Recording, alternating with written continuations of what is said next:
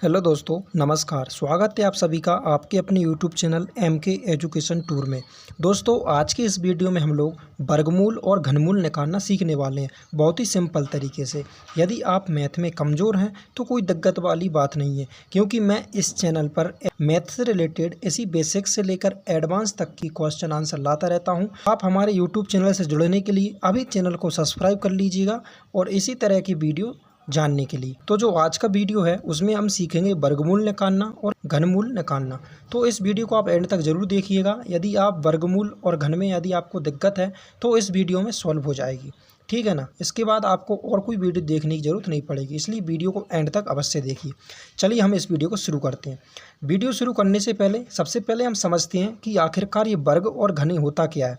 तो देखिए, यहाँ पर हम समझते हैं। मान लीजिए कोई संख्या है जो कि है n। यदि उसकी पावर में 2 है तो वो हमारा क्या कहलाएगा, वर्ग कहलाएगा। इस n और इस 2 का क्या मतलब है, इस 2 का ये मतलब है कि ये संख्या 2 बार क्या है, n2 में है, यानी कि n गुणा n, यानी कि ये हमारा क्या कहलाएगा, वर्ग कहलाएगा। n की पावर में 2 रहता है तो वो उसका मतलब रहता है कि वह वर्ग है और इसका इंटू 2 टाइम होगा, ठीक है ना। जैसे मान ली यहाँ पे कोई संख्या रहती 2 तो और उसकी पावर में 2 रहता तो हम 2 को गुणा करके 2 बार लिख देते, और जो 2 का जो वर्ग रहता वो हो जाता हमारा कितना, 4। ये 2 का वर्ग हैगा, ठीक है। उम्मीद करता हूँ आप समझ गए होंगे कि वर्ग क्या होता है। इसी प्रकार हम समझते हैं घन क्या होता है। तो देखिए, कोई संख्या रहती है n, यदि उसकी पावर में 3 रहता है तो वह संख्या हमारी घन कहलाती है। इस पावर का भी यही मतलब रहता है कि वह संख्या 3 बार इंटू में, ठीक है ना। जैसे देखिए, यहाँ पे कोई संख्या है n, तो n क्या रहेगा, पावर में 3 है तो हम 3 टाइम क्या कर देंगे, उसका गुणा कर देंगे। ये हो जाता है घन का मतलब।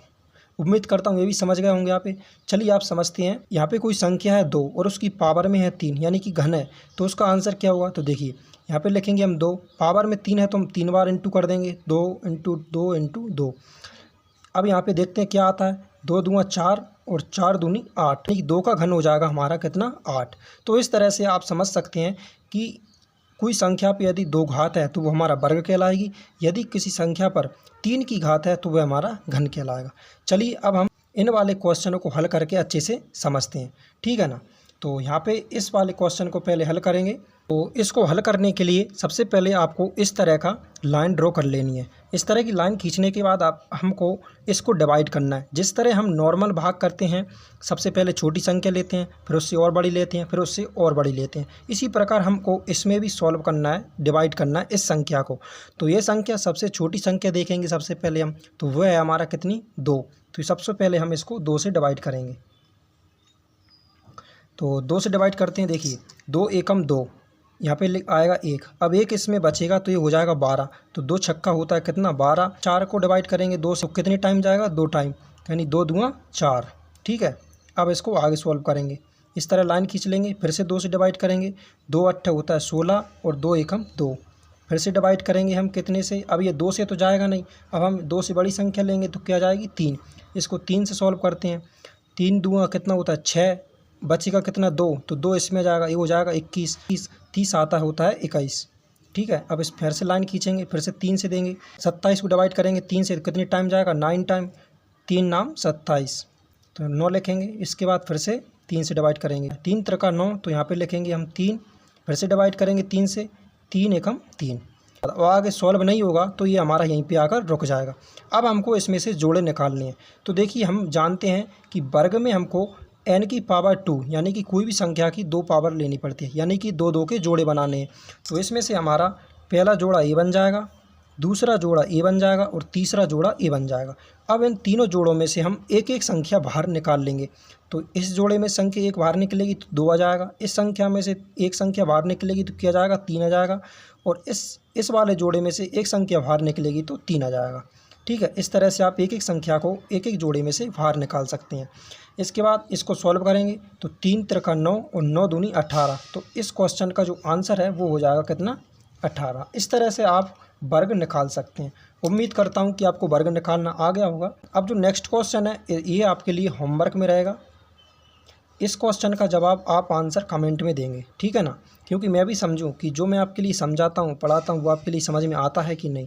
ठीक है, चलिए अब हम समझते हैं घन क्या होता है। तो जिस प्रकार हमने वर्ग में इस प्रकार की लाइन ड्रॉ की थी, उसी तरह से हम इसमें भी लाइन ड्रॉ कर लेंगे।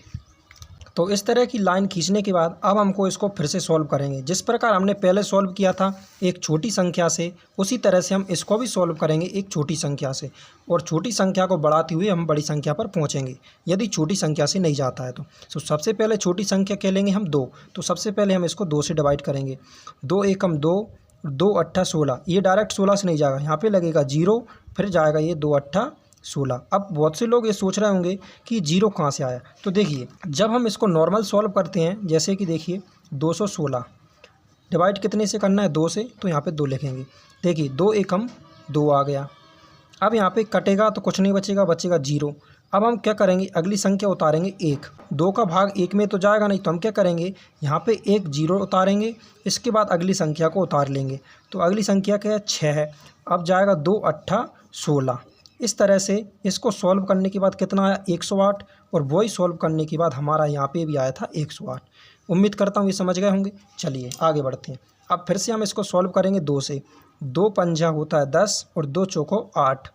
अब हम फिर से इसको 2 से सॉल्व करेंगे। 2 दूँ 4, 2 सत्ता 14।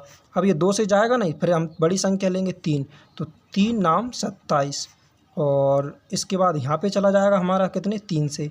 3 त्रिका 9, इसके बाद 3 एकम 3। अब आगे कुछ सॉल्व करने को नहीं बचा, तो हमारा यही हो जाएगा। अब हम जानते हैं कि जब हम घन को सॉल्व करते हैं तो n की पावर में 3 आता है, यानी कि 3 3 के जोड़े बनते हैं।